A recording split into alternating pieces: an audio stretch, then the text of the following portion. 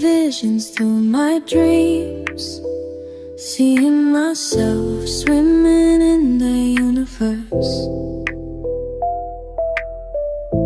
My ancestors gave me gifts to read cards, predict and heal. My name is Daphne, but spirit calls me Babylon. Angels communicate through numbers. Intuition is so deep. The gift I fully embrace within.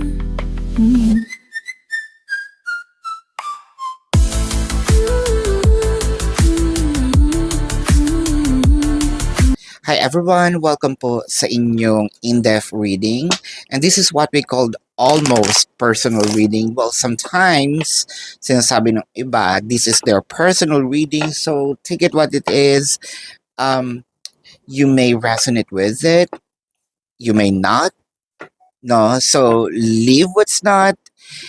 Take what's in. Alright? So, let's check. Wow, Unfinished Symphony. The Fates. Orphaned. Someone is believing that this relationship might going to work again in the future.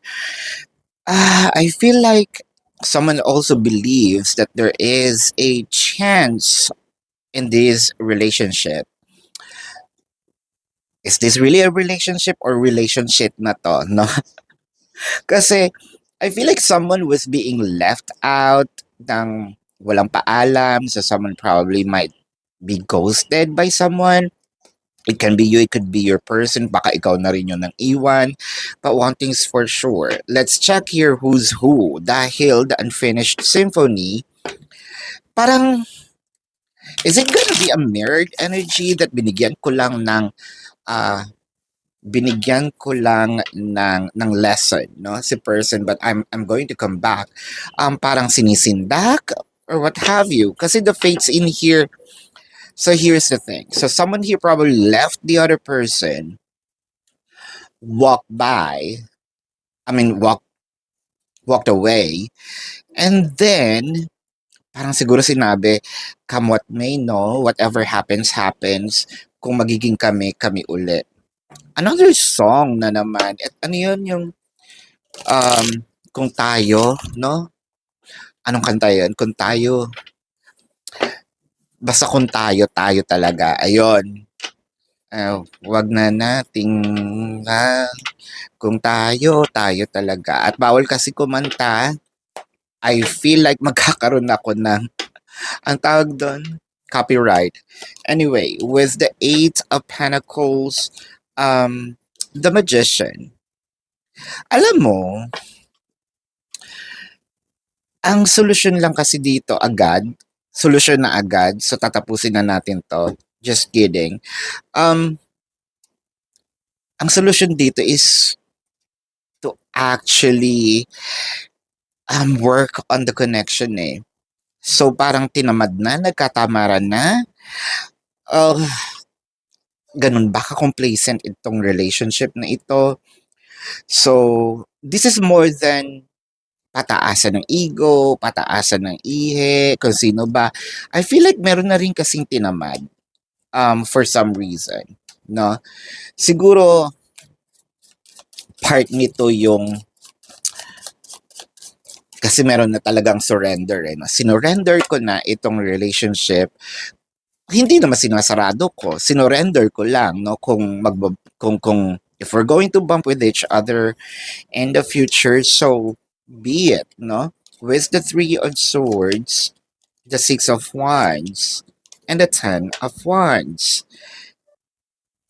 Kasi dahil din marami na napagdaanan, marami na rin sakit, no, na ibinigay. So, someone probably said here, what I have done is enough. So, I don't want to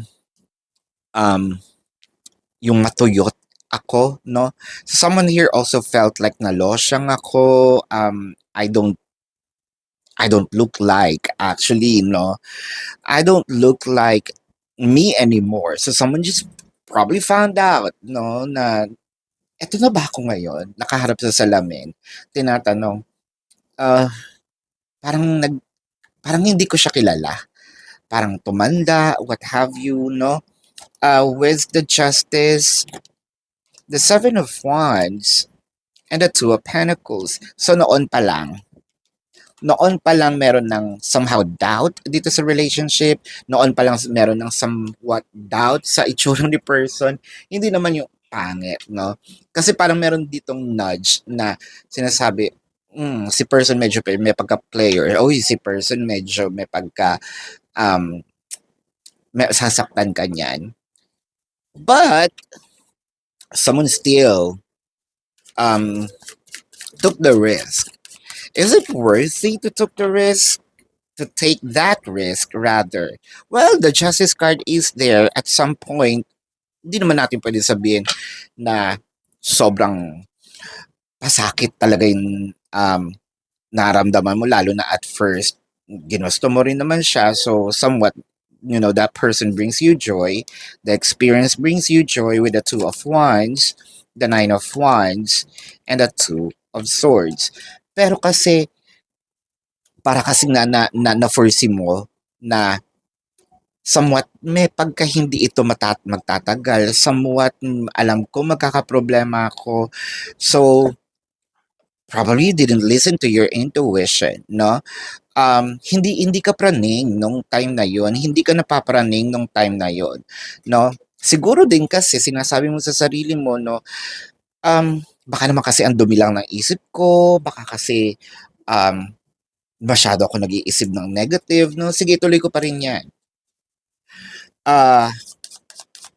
So tinaya natin, no? Kumbaga sa sugal, tumaya tayo, tinaya natin pati pamato, no? So with the Eight of Wands, the Ace of Cups, and the Three of Pentacles. With this being said, so I feel like nagkaroon dito ng challenges, no? Challenges probably hindi kayo nag-uusap ngayon. Challenges probably merong silusan. Challenges probably meron nga siyang separation, physical or energetic.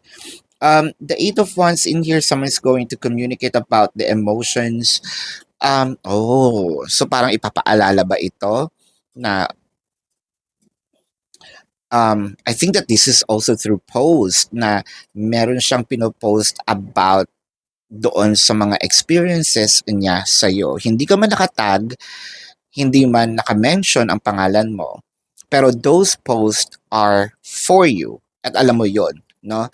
How much they truly love you, how much that they feel like the emotion, no?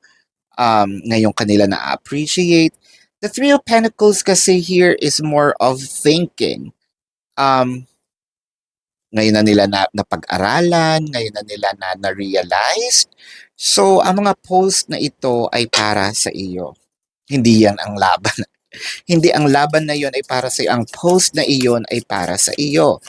So, with the Four of Wands, so naniniwala siya na stable ang relationship niyo up until now kahit hindi kayo nag-uusap. With the Three of Wands in here and the Knight of Pentacles, so there's a lot of waiting because nga hindi kumikilos. I think both of you are not working with this harmony anymore. Siguro na-reject ka, na-reject din siya. So, nagkaroon ng takutan. Kumbaga sa duelo, no? Parehas lang kayo nakaganyan. Alam niyo yung mga old movies na mga Wild Wild West, 'di ba? Yung mga nagaganyanan ng barel. Hanggang ambaan lang naman. So, kasi parehas nang nasaktan. So, sino ang bubunot ng barel? Sino ang magpapaputok? No, ayan. Baka wag naman nguso ang paputokin nyo, ha? Paputokan nyo sa nguso with the King of Cups. the Seven of Pentacles, and wow, the Page of Pentacles. You know what I'm seeing in here? Um, King of Cups, Seven of Pentacles, and the Page of Pentacles. Hindi siya nagsasalita because they are waiting for you, but they keep on. But they are keeping tabs on you. With a Page of Pentacles in here, there's also some kind of like a plan. Um, it may be a plan. It may also be, you know, a post. I think that this is more of a post so that you can see it. So somewhat this person is kind of like triggering you in a way para mag-reach out sa kanya, triggering you in a way para makatch yung attention mo with the Five of Cups in here, the Six of Swords, and the Hierophant. So meron na talagang mga pagsisisi. I feel like pinapahupa lang naman, no? Itong galit, inis mo, pinapahupa lang naman itong mga sabihin nating challenges, heightened emotion, pero ready naman siya mag-sorry. I feel like inaantay lang din niya ang go signal mo. So kung nagpo-post siya, mag-post ka na rin, no?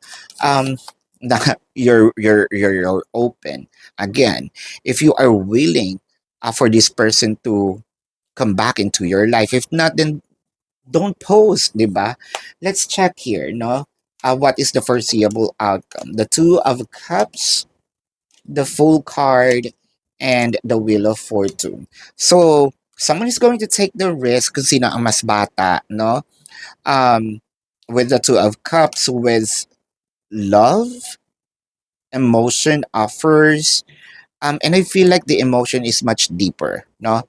The emotion, kumbaga natuto siya, tapos ibibigay niya ngayon yung pinaka-best niya. So, kung ikaw before, nagbigay ng best mo kasama yung pamato, eto na siya ngayon. What I am seeing in here is jumping off in a cliff because of, wow, magpapakatotoo about the emotion. Well, congratulations, no? So, ang mga post nito ay para sa iyo kasi alam niya hindi pa tapos yung relationship niyo. So, let's see here, no? The zodiac sign of your person again. Kung gusto niyo pong mag-ask ng question, there is a process sa um, description box ng video na ito. There is a link. Click the link, you will be routed to my page. Type in your questions, follow the instructions, and wait for the answer. Take advantage of the 4 questions plus 1. And if you want to book a private reading, nandun din po siya. Let's check the zodiac sign of your person. I am seeing Aries, Pisces, Taurus, Virgo. I'm seeing Sagittarius. I am seeing, wow, Gemini in here, Cancer, Virgo, Leo, of course, Libra. I am seeing, well, Capricorn, uh, Cancer is here. So Gemini is here. Yeah, so this is your reading. Love and light to you. Namaste. See you po sa susunod na readings. Goodbye.